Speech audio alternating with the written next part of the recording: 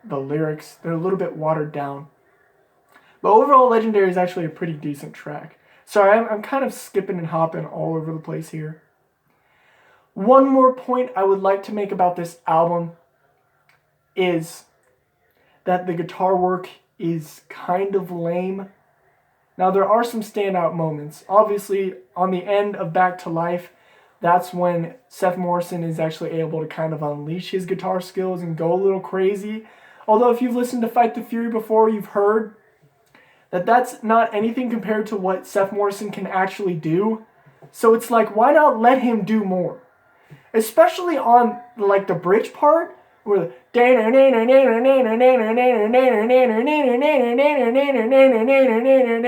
I was expecting him to just go crazy there. And that would have been a perfect place because he could have done kind of a Died in My Sleep, Demon Hunter style-esque guitar solo.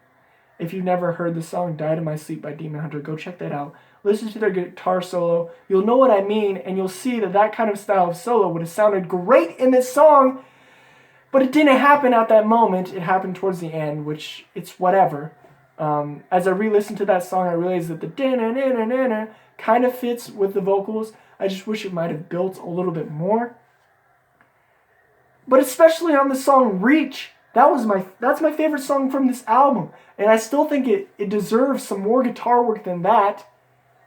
You know, I don't want to like make any presumptions about this, but I just want to say that I feel like it's a little bit, like just a tiny bit lazy that they're not letting Seth just go ham on this album.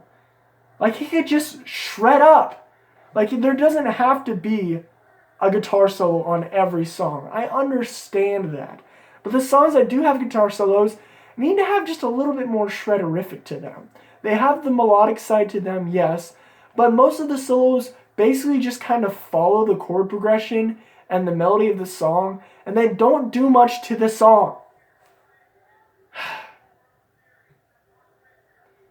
Now, I told you it was going to be hard to voice my opinion about this album, and I'm sorry if this review has kind of been all over the place. Normally, I have a little bit more structure when I do reviews, but I just kind of wanted to gush about this album and my feelings on this album and what I think about it, because overall, I'm not super happy about it, but there are good things on this album. And I think in the future, when I look forward to a new Skillet album, I just need to understand that I'm going to get some music from Skillet that I thoroughly enjoy, but it's not going to be the entire album. You know, like on Unleashed, they had some great standout tracks like Stars, Out of Hell, I was about to say Back to Life, that's not, Out of Hell, I Want to Live. Those are some great standout moments, but they weren't the entire album. And that's how this album feels to me as well. In my opinion, no, I don't think this album is worse than Unleashed.